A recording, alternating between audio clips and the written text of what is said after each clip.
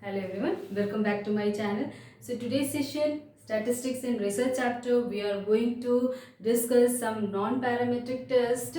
In our previous session, we have already covered our parametric test, and today we are going to see non-parametric test. So in non-parametric test, we are going to see Mann-Whitney U test. This test is used for assessing whether two sample of observation come from the same distribution.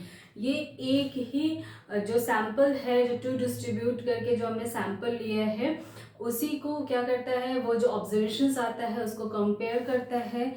ठीक है, उसको दो samples के observations को compare करने में help करता है. ये कब यूज होता है? It use when sample size, आपका जो सैंपल साइज है that is less than 30. Sample size small होगा तभी ये सैंपल यूज होगा. एंड इसमें ऑर्डिनल डेटाज यूज होते हैं and different in variance difference होता है यहाँ पर. And fourth is your non normal distribution. कोई normal distribution, non normal distribution होता है इसमें. With the help of example, we are going to see how we are calculate our Mann-Whitney U test. कैसे हम Mann-Whitney U test को calculate करते हैं. Okay, इसको एक एग्जाम्पल के साथ समझते हैं. सो एग्जाम्पल हमने क्या लिया है? There are two section in class 10. एक क्लास 10 में दो सेक्शंस है, that is section A and section B. तो इसको हमें क्या करना है? Test if there is any significant difference between the score of section A and section B. Section A का जो स्कोर है उसको सेक्शन बी के स्कोर से क्या करना है? कंपेयर करना है. और हमें ये कंपेयर करके बताना है कि क्या दोनों के स्कोर में सिग्निफिकेंट डिफरेंस है या नहीं है. तो इसके लिए हम मैन-विटनी यू टेस्ट का यूज करके इसको हम प्रूव करते हैं. ठीक है, तो सेक्शन ए में क्या है? Section A of 10th class student में हमने जो स्टूडेंट्स के जो रैंक है, स्टूडेंट्स के जो स्कोर है वो हमने रखे हैं. तो स्कोर्स आर लाइक दिस 85, 78 इतना ऐसे. And section B, 10th class के सेक्शन बी में जो मार्क्स हमने रखे हैं, स्कोर्स रखे हैं, वो ये है. और इसमें जो है आपका नॉन नॉर्मल डिस्ट्रीब्यूशन, कोई नॉर्मल डिस्ट्रीब्यूशन नहीं है. कुछ भी स्टूडेंट्स को हम किसी भी स्टूडेंट के साथ में इसमें कंपेयर कर सकते हैं. ठीक है, now the solution is step 1. Step 1 में क्या है? Is a formulate hypothesis. सबसे पहले इसमें हाइपोथेसिस बनाना है. तो हाइपोथेसिस में हमने क्या देखा? नल हाइपोथेसिस में average mark of section A is equal to average mark of section B. मतलब सेक्शन ई का जो एवरेज मार्क है सेक्शन बी के एवरेज मार्क से इक्वल है. एंड आपका ऑल्टरनेटिव हाइपोथेसिस क्या बनाया हमने इसमें? Average mark of section A is not equal to average mark of your section B. तो हमें इसको प्रूफ करना है. नल हाइपोथेसिस आएगा या ऑल्टरनेटिव हाइपोथेसिस आएगा. Let's see. नाउ स्टेप 2 में क्या करना है? Rank the data. जो स्कोर्स हमने स्कोर्स मिला है मुझे section A and section B में, उसको हमें क्या करना है? उसको रैंक करना है. तो दोनों सेक्शन के मार्क्स हमें एक साथ लिख लेना है. और उसके बाद सबसे छोटा जो मार्क्स है, सबसे स्मॉलेस्ट जो मार्क्स है, जैसे फॉर एग्जांपल आपका सबसे स्मॉलेस्ट कितना है? 76 है. स्कोर 76 है. दोनों सेक्शन को मिला करके आपका स्कोर कितना है? 76 है. तो इसको हम रैंक 1 रखेंगे. तो इसी तरह से 76 से थोड़ा जो बड़ा है 77, तो इसको हम रैंक 2 रखेंगे. तो इसी तरह से दोनों सेक्शन के जो स्कोर्स हैं उसको हमें एक साथ इन एक छोटे से बड़े सीरीज में लिख करके फिर उसको हमें रैंकिंग करना है. तो 1 to 12 यहाँ पे 12 स्कोर्स है, तो हमें 12 रैंकिंग करनी है. Okay, now the step 3 is assign rank back to their respective group. अब जो हमने एक सीरीज में रैंक बनाया है, 1 to 12 रैंक किया है. अब वो रैंक को हमें क्या करना है? सेक्शन ए में जितने स्कोर्स थे वो किस रैंक में हैं, सेक्शन बी में जो स्कोर्स थे वो किस रैंक में है, ये हमें दोनों को अलग अलग लिखना है. किस तरह से? सेक्शन ए में कितने स्कोर्स थे? This is scores. तो 85 का जो स्कोर है वो किस रैंक में आ रहा है? 6th स्कोर में आ रहा है. तो इसी तरह से हमें rank A and rank B दोनों को अलग अलग सेक्शन वाइज हमें लिख लेना है. तो section A and section B का पहले हम क्या लिखेंगे? स्कोर लिखेंगे. फिर उसके बाद सेक्शन ए का रैंक लिखेंगे. किस तरह से? 85 का यहाँ पे कितना है? 6th rank. 78 का 3rd रैंक. तो इसी तरह से हम अलग अलग दोनों section A and section B के रैंक को हम अलग करेंगे. देन स्टेप 4 में क्या करना है? Sum of rank. Sum of rank में क्या करना है? हमें रैंक ए का जितना हमें सेक्शन ए में जितना रैंक मिला है उसको हमें सम करना है. यानी कि 6 + 3 + 11 + 8 + 1 ये आएगा 29। एंड इसी तरह से रैंक बी, सेक्शन बी का जो हमने रैंक लिया था उसको भी हमें क्या करना है, प्लस करना है, और वो क्या आएगा 49। तो R A is your 29 and R B is your 49. Now step 5. Step 5, what you have to do, we have to calculate man विटने u for both group.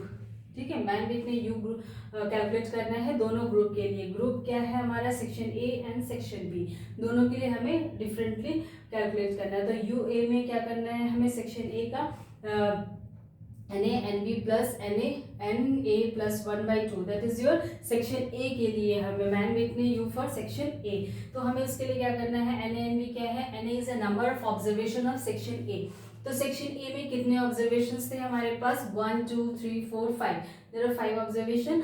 And section B में कितने ऑब्जर्वेशन हमने देखा, कितना स्कोर का observation देखा, 1 2 3 4 5 6 7. So NA is your 5 and NB is your 7. So by putting all the values, that is NA 5 and NB को 7 यहाँ पर वैल्यू पुट आउट करना है.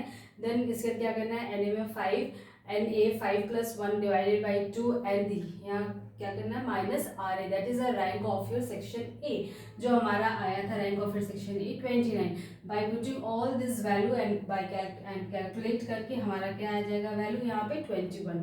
तो इसी तरह से आपको क्या करना है, Mann Whitney U of section B भी कैलकुलेट करना है लाइक दिस ओनली. ठीक है, नाउ स्टेप 5 हो गया. स्टेप 6 में क्या करना है, you have to determine Mann Whitney U static in the smaller of U A and U B. ठीक है, जो आपका Mann Whitney U A and U B. अब इसमें क्या करेंगे हम, यू स्टैटिक निकालेंगे. किस तरह से निकालते हैं, तो यू मेरे कि Mann Whitney U equal to 2 section है हमारा, इसीलिए इन दोनों में से मिनिमम कौन सा है वो हमें निकालना है. मिनिमम तो यू ए में हमने जो कैलकुलेट किया था वो कितना आया था 21 एंड यू बी में कैलकुलेट किया था 14 आया था. दोनों में से मिनिमम जो होगा वही हमारा मैन विटने यू आएगा. ठीक है, तो दोनों में से मिनिमम 14 है, तो 14 ही हमारा मैन विटने यू स्टैटिक आया. Okay, now step 7, you have to determine the mean. Mean determine करना है मैन विटने यू का. तो number of observation of A is multiplied by number of observation of section B and divide by 2. ठीक है, तो 5 into 7 equal two by 2 कितना आया value हमारा 17.5. Now step 8, you have to determine the standard deviation. Standard deviation of u का क्या है, root of number of observation of A into number of observation of B by 2, then number of observation of A plus number of observation of B plus 1 divide by your 12. तो आपको क्या आ जाएगा 6.16. यहाँ पर क्या है पूरा 12 क्या है, नंबर ऑफ टोटल ऑब्जर्वेशंस कितने हैं हमारे 12, दोनों को हमने प्लस किया. 7 + 5 12 हमने रैंक किया था, तो ये हो गया 12.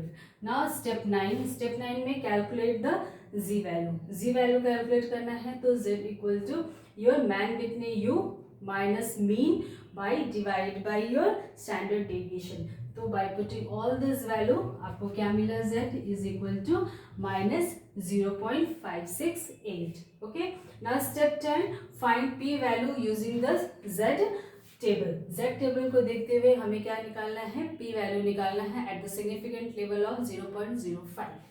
ठीक है, तो z यहाँ पर क्या होगा, z सिग्निफिकेंट लेवल जो आपका divide by 2 is equal to z क्या कितना आ गया 0.025, that is your true tail test. यहाँ पर आप 2 सेक्शंस का देख रहे हैं, तो that is your true tail test. तो हम इसको क्या करेंगे 0.05 को डिवाइड बाई 2 कर देंगे, z तो हमारा कितना आ जाएगा, z is z 0.025, that is your true tail test. अब z इक्वल टू माइनस 0.56 और इसको अप्रॉक्स माइनस 0.57. तो z इक्वल टू 1 माइनस ये कितना है, इसको हम इसकी वैल्यू जो है हम देखेंगे z टेबल में. z टेबल में हमें कितना वैल्यू देखना है, सबसे पहले 5, यहाँ पर कैसे होता है 5, तो 5 का सिग्निफिकेंट लेवल और यहाँ पर 7, तो दोनों को वैल्यू मिला करके ये हमारा कितना आ जाएगा, हमने z टेबल में देखा 0.7157. इसको हम 1 से माइनस करेंगे तो हमें कितना मिलेगा, वैल्यू इज योर 0.284. तो आपका जो यहाँ पर z की वैल्यू है 0.284 आ गया। तो z वैल्यू ऑफ -057 यानी कि इसकी जो z की जो वैल्यू है कि -0.57 की correspond to p value of approx कितना है हमारा 0.284। So step 11 is your decision. अब इसको देखते हुए हमने डिसीजन क्या लिया, assuming the significant level of 0.05 significant level में since p is equal to 0.284 that is greater than your 0.05 significant level का जो वैल्यू है उससे जो हमारा जो वैल्यू जो आई है पी वैल्यू हमारा वो ज़्यादा है। So we fail to reject the null hypothesis. Null hypothesis को रिजेक्ट करने में हम फेल हो गए। इसका मतलब क्या हुआ कि आपका इंटरप्रेटेड आपने रिजल्ट को किया, फिर क्या इसका मतलब क्या हुआ नल हाइपोथेसिस को रिजेक्ट करने में, तो there is no difference between the score of your section A and section B. कोई डिफरेंस नहीं है। तो सेक्शन ए का जो एवरेज मार्क है is equal to section B of your average mark. क्यों, आपने यहाँ नल हाइपोथेसिस को रिजेक्ट करने में फेल भी हो गया। So based on this test as the P value is not less than significant level. तो जो टेस्ट लिया गया है हमारा ओवरऑल क्या था, इसमें हमें क्या देखना था, 2 सेक्शन था तो उसमें हमें टेस्ट करना था if there is any significant difference between the score of section A and section B. तो हमें क्या मिला, हमें कोई डिफरेंस नहीं मिला दोनों के स्कोर में। सो अपना जो हमारा जो नल हाइपोथेसिस था वो अप्रूव हो गया, वो हम फेल हो गया रिजेक्ट करने में। इसका मतलब ओवरऑल रिजल्ट क्या हुआ कि दोनों सेक्शन के स्कोर्स में कोई डिफरेंस नहीं था, दोनों सेक्शन के मार्क्स में कोई डिफरेंस नहीं था। ठीक है, जो हमारा रिजल्ट आया इंटरप्रेटेड करके हमने देखा। So this all about your Mann Whitney U test. Mann Whitney U test में हमने क्या देखा, हमने इस स्टेप्स को फॉलो किया। पहले हमने रैंक ऑर्डर में किया, जितने भी डेटर्स थे उसको हम एक रैंक में लगाए। जैसे हमारे कितने स्कोर थे, 12 स्कोर थे, 12 स्कोर को हमने 12 रैंक में किया, स्मॉलेस्ट टू हाईएस्ट हमने उसको रैंकिंग किया। फिर हमने क्या किया, फिर हम उस सेक्शंस वाइज हम उस रैंक को लिखा हमने। फिर मैन विटने यू निकाला, फिर मीन निकाला, स्टैंडर्ड डेविएशन निकाला, फिर पी वैल्यू निकाला, जेड वैल्यू निकाला हमने। देन उसके बाद हमने क्या किया, डिसीजन लिया, देन कंक्लूजन निकाला कि हमारा रिजल्ट किस तरह से। तो we have to follow all this step likewise. आपको ये सब स्टेप्स फॉलो करने हैं 1 बाय 1, जिससे आपका मैन विटने यू टेस्ट निकल करके आएगा। So I hope you all like today's session very much. So take very good care of yourself and please do share and subscribe my channel. And I would also like to thank my subscriber and also like to thank my viewers for watching my video. So thank you so much and please keep watching like this. Thank you so much.